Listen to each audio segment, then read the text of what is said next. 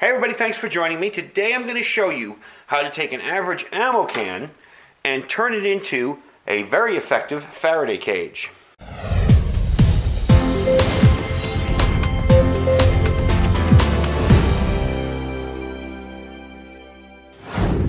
Alright, so you're wondering what the heck's a Faraday cage? Well, a Faraday cage will protect your electronics from electromagnetic pulse.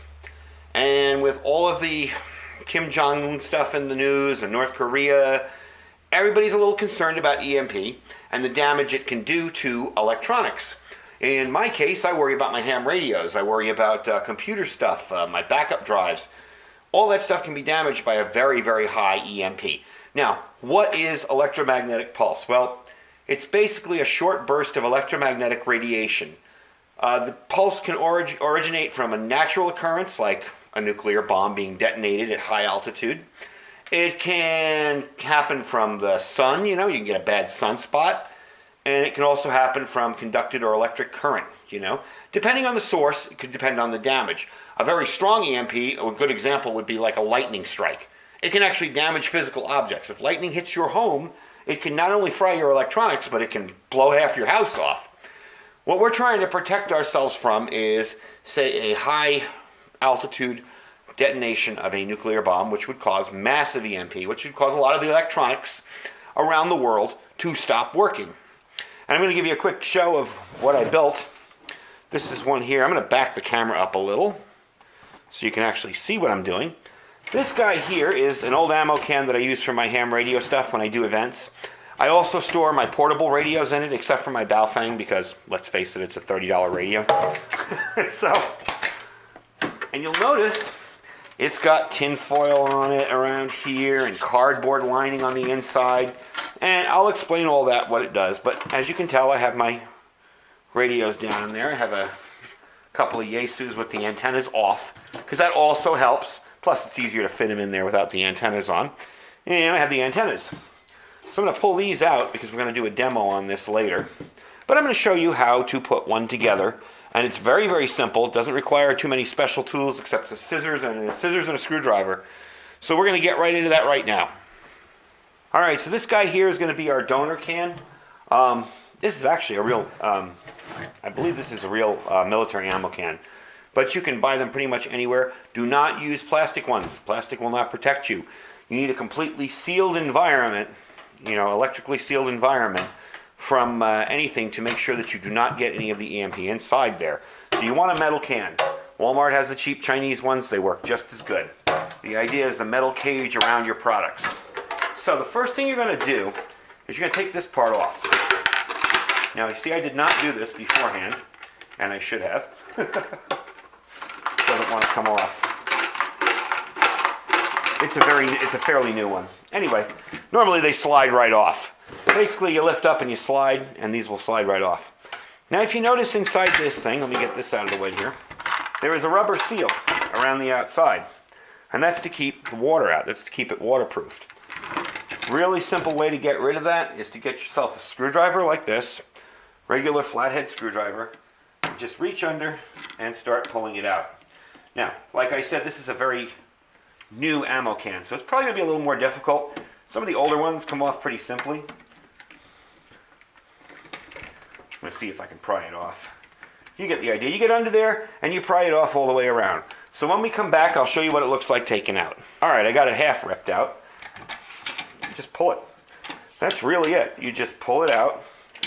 Now, if you're still going to use ammo in this can and you're going to keep it as a, Faraday cage where you dump your ammo out and throw your valuables in, I don't really suggest that. I suggest you build a dedicated one specifically to keep your electronics in. But hey, you know what? It'll work. You just got to remember it's not going to be protected from very wet environments anymore because your rubber gasket is out. So now what we're going to do is you're going to take this and you're going to fold over some tin foil, okay? And you're going to fill these areas along here. I don't know if you can see the ridge. These ridges, that hold the plastic in. You're going to fill those ridges as full as you can with tin foil. Because what you want is a completely closed, I don't know, you could say electronic circuit or electric circuit. You want this top piece of the metal here to close the circuit with this piece here. You want it all grounded, all closed up together as one closed electrical unit.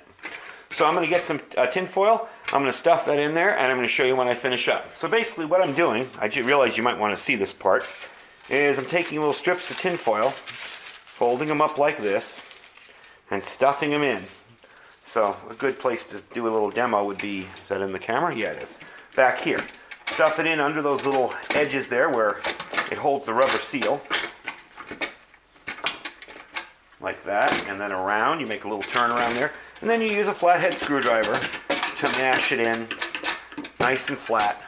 And you're going to want a couple layers, because what you want this to do is to actually make contact with the outside of your ammo can.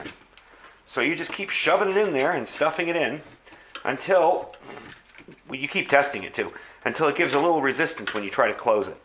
So once I have this fully covered, what I'll do is I'll take it, put it back on here, close it, and if it gives me the same resistance about as these rubber seals do, you know when you have to push down on an ammo can to close it up, I'm doing good, and that's about enough tin foil. So I'm going to finish this up, and I'll show you what it looks like. Alright, we're done with that. That's all packed in there really good. Just make sure you pack it in there good. What I do is I put about 2 rolls of it and tap it in there really, really good. And you'll notice when it closes now, it doesn't just fall down. It needs a good shove there to get a final seal. That's what you want. You want the exact same kind of pressure it takes to seal that on there as it does with the rubber seal. You get the top off again. Now the next thing you're going to do, you're going to line the inside with cardboard. You don't want your metal to touch any metal out here, as this is blocking your EMP. So what I've done is I've chopped up a box here. And I just did this for time constraints on the video. It doesn't have to run all the way to the top. Really what you're doing is trying to shield your item from hitting that. It's not a matter of making it more effective against EMP. This isn't going to protect against EMP, but it's going to protect your devices against touching against the side of the metal and closing a circuit. So generally what I do is I just pressure fit everything in there. So I'm going to fit all this stuff in here. I'm just going to, take a marker, cut it, stuff it in there, marker, cut it, stuff it in there. And I'll show you what it looks like when we're done. Alright, so I got all the cardboard cut out, and that's really simple. It's not an exact science. I throw a piece of cardboard up here and go, I want to cut a piece here, and then I pressure fit it. The bottom has already got a piece of cardboard in it. I tried to pull it out because I wanted to make sure everything fit. I tried to pull it out, and it's in there pretty good, so it's stuck in there. You're going to put the sides in, and basically you're just going to pop them on either side. Yeah, they may fall forward, whatever. You're going to hold them there and just slide in your sides like that. Now remember, it's not the cardboard that's protecting the your devices from the EMP. The cardboard is helping shield them from touching the outside of the metal. So we're going to go this side. Let's do that with 2 hands. There you go. And it's really that simple. It doesn't require any kind of super scientific knowledge or anything. It's really that simple. So we're going to test this out. This is still drying. I put a piece of cardboard along the top of the lid. And I just glued it, okay? So that's going to dry. We're going to test it in that one because they're built exactly the same. So I don't want this to fall out. But it's the same idea. And I'll give you a way that you can test it. And again, EMP is largely an unknown thing. We know what it can do. We know what it does in some occasions. But I'm not guaranteeing that this is going to protect every little bit of your electronics. But it will offer some level of protection. So I'm going to use this one since it's all dry. Made this one quite a while ago. And what I like to do is use my cell phone. So I'm going to place my cell phone in there, and I'm going to try and make a call to it. But before we do that, I'm going to show you that it does ring. You'll recognize the ring if it rings inside. So give me a second because my wife is currently on the phone right now, the house phone, and we'll try it that way. All right, I'm going to call my cell phone, and I'm going to let you hear the ring so you know that it does in fact work. And of course, these things always take a long time when you're... There, see?